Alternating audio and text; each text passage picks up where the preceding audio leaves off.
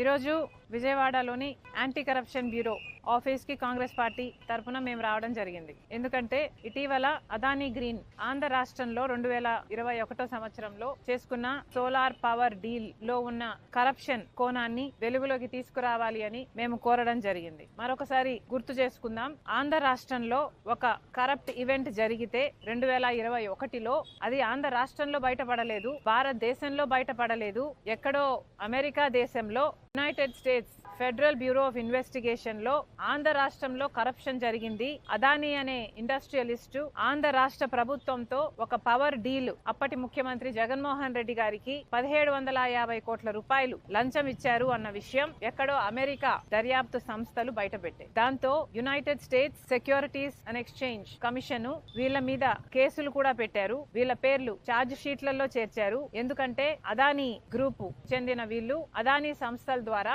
అమెరికాలో కూడా investments race చేయాలనుకున్నారు. కాబట్టి వాళ్ళు ఇండైట్మెంట్ అంటే ఛార్జ్ షీట్ లో పెట్టిన దాని ప్రకారము అదానీ అన్న ఇండస్ట్రియలిస్ట్ ఆగస్ట్ 2021లో అప్పటి ముఖ్యమంత్రి జగన్మోహన్ రెడ్డి గారిని కలిశారని పవర్ డీలు సోలార్ పవర్ డీలు ఆంధ్ర రాష్ట్రం 7000 మెగావాట్లు కొనేటట్టుగా అదానీ కంపెనీకి లాభం చేకూరేట్టుగా డీలు మాట్లాడుకునే విషయమై వీళ్ళిద్దరి మధ్య ఒప్పందం జరిగిందని, ఒప్పందం ప్రకారం 1750 కోట్ల రూపాయలు అప్పటి ముఖ్యమంత్రి జగన్మోహన్ రెడ్డి గారికి ఇచ్చేటట్టుగా మాట్లాడుకున్నారని పలు రకాల సాక్ష్యాలు అంటే ఒక సాక్ష్యం కాదు, డిఫరెంట్ ఎవిడెన్సెస్ తో ప్రూఫ్స్ తో వాళ్ళు ఛార్జ్ షీట్లు పెట్టడం జరిగింది. వాళ్ళు ట్రయల్ కూడా అమెరికాలో మొదలు పెట్టబోతున్నారు. మరి ఇంత అవినీతి మన రాష్ట్రంలో 2021లోనే జరిగితే మరి ఇంత అవినీతి మన రాష్ట్రమో మన దేశమో ఎందుకు బయట పెట్టలేదు? మన దేశంలో దర్యాప్తు సంస్థలు లేవా?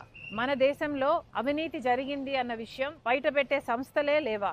ఆ రోజుల్లోనే 2021లోనే ఇప్పుడు అధికారంలో ఉన్న టీడీపీ పార్టీకి చెందిన ఇప్పటి మంత్రి పయావుల్ కేశవ్ గారు ఈ సోలార్ పవర్ డీల్ లో అన్యాయం జరుగుతుంది అని హైకోర్టులో పిటిషన్ కూడా వేశారు. అదానీ మధ్య జగన్మోహన్ రెడ్డి గారి మధ్య ఆంధ్ర రాష్ట్రం తరపున సెకీతో చేసుకున్న డీలులో పెద్ద కుంభకోణమే ఉంది, ఈ భారం మొత్తం ఆంధ్ర రాష్ట్ర ప్రజల మీద పడబోతుంది అని ఇది పయావుల్ కేశవ్ గారు హైకోర్టులో వేసిన కేసుకు సంబంధించిన పేపర్. అంటే దీని అర్థం టీడీపీ పార్టీకి 2021లోనే తెలుసు అవినీతి జరిగింది అని. 2021లోనే టీడీపీ పార్టీ చేసుకోవాల్సిన ఇన్వెస్టిగేషన్ చేసుకున్నారు. వాళ్ళ ఇన్వెస్టిగేషన్ లో తేలిన దాని ప్రకారం 1300 పేజీలతో కూడిన ఈ పిటిషన్ ని పయావుల్ కేశవ్ గారు ఆ రోజే వేయటం జరిగింది. ఇదే డీల్ మీద అదానీ అనేవాడు అదానీ గ్రీన్ సోలార్ పవర్ అమ్మటానికని ఆంధ్ర రాష్ట్ర ముఖ్యమంత్రి జగన్మోహన్ రెడ్డి గారితో చేసుకున్న డీల్ అని, ఇది కుంభకోణం అని ఆ రోజే పయావుల్ కేశవ్ గారు కేసు వేయటం జరిగింది. మరి చంద్రబాబు గారికి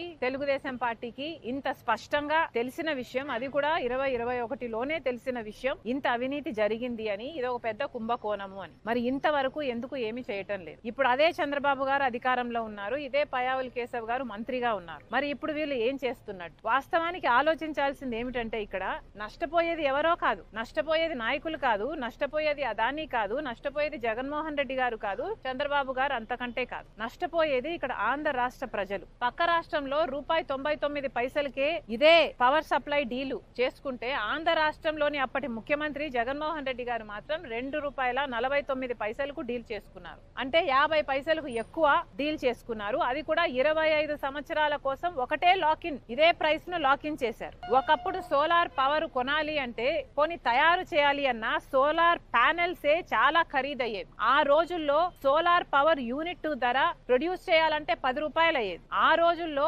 ₹10కో ₹11కో రాష్ట్రాలు కొనుక్కునేవాళ్ళు. కానీ ఆ ధరలు తగ్గి క్రమంగా తగ్గుతూ వస్తే ఆఖరికి ఇప్పుడు ₹1.99 వరకు తగ్గితే పక్క రాష్ట్రాలు ఆ రేటుకు డీల్ కుదుర్చుకుంటే ఆంధ్ర రాష్ట్రంలో మాత్రం అప్పుడు జగన్మోహన్ రెడ్డి గారు ₹2.49 డీల్ కుదుర్చుకున్నారు. ఇదే ప్రైస్ 25 సంవత్సరాలు ఉంటుంది అన్న గ్యారంటీ ఎక్కడా లేదు. క్రమంగా ప్రైసులు తగ్గే కొద్దీ ఇంకొక 5 సంవత్సరాలకు ఈ ₹2.49 కాస్త కూడా 50 పైసలకే దొరకచ్చు బయట.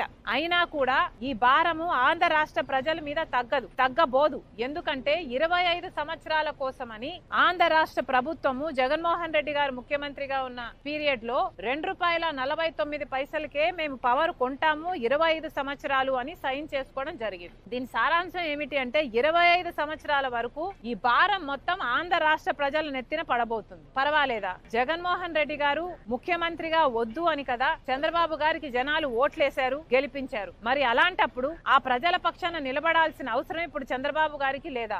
ఇంత అవినీతి జరిగితే అవినీతి మీద ఆ రోజు పయావుల్ కేశవ్ గారు హైకోర్టు కూడా వెళ్తే మరి ఇప్పుడు కనీసం ఎంక్వైరీ వేయటానికి కూడా మీరు ఎందుకు భయపడుతున్నారని అడుగుతున్నాం. మొన్న అసెంబ్లీలో చంద్రబాబు గారు మాట్లాడుతూ కనీసం అదానీ అన్న పేరు ఉచ్చరించడానికి కూడా భయపడుతున్నారు. అవినీతి జరిగిందని చెప్తున్నారు, జగన్మోహన్ రెడ్డి గారు డబ్బులు తీసుకున్నారని చెప్తున్నారు, కానీ ఇచ్చింది మాత్రం అదానీ అని చెప్పడానికి భయపడుతున్నారు. ఎందుకంటే అదానీ బీజేపీ మనిషి కాబట్టి, మోడీ మనిషి కాబట్టి, చంద్రబాబు గారికి టీడీపీకి అలయన్స్ ఉంది కాబట్టి, అంటే వారి స్వార్థ రాజకీయాల కోసం, వాళ్ళ స్వార్థ రాజకీయ ప్రయోజనాల కోసం అదానీని కాపాడే పనిలో పడ్డారు చంద్రబాబు గారు. ఏ అదానీ మీద అయితే పయావుల్ కేశవ్ గారు కేసు వేశారో అదే అదానీని కాపాడే పనిలో పడ్డారు ఇప్పుడు చంద్రబాబు గారు, ముఖ్యమంత్రి గారు. ఇక బీజేపీకి అదానీకి ఉన్న సంబంధం గురించి వేరే చెప్పనవసరమే లేదు. కేంద్ర స్థాయిలో అదానీ అవినీతి గురించి, ఈ డీల్ గురించి కూడా లీడర్ ఆఫ్ అపోజిషన్ గా రాహుల్ గాంధీ గారు పార్లమెంట్ లో సైతం పార్లమెంట్ స్తంభించే విధంగా దీని మీద ఎంక్వైరీ జరగాలి అని అడుగుతూనే ఉన్నారు.